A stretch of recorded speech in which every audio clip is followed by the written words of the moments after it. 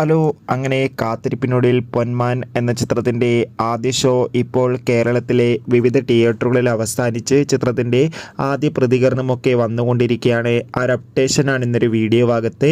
വീഡിയോയിലേക്ക് മുൻപ് video like ചെയ്യുക, ചാനൽ സബ്സ്ക്രൈബ് ചെയ്യുക.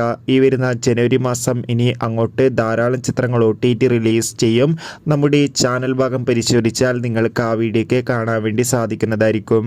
ബേസിൽ ജോസഫ്, ലിജുമോൾ ജോസ് എന്നൊക്കെ പ്രധാന കഥാപാത്രങ്ങളായി ഇന്ന് റിലീസിനെത്തിയ ചിത്രമായിരുന്നു പൊന്മാൻ. ഏവരുമേറെ ആകാംക്ഷയോടെയായിരുന്നു പൊന്മാൻ എന്ന ചിത്രത്തിൻ്റെ റിലീസിനായി കാത്തിരുന്നത്.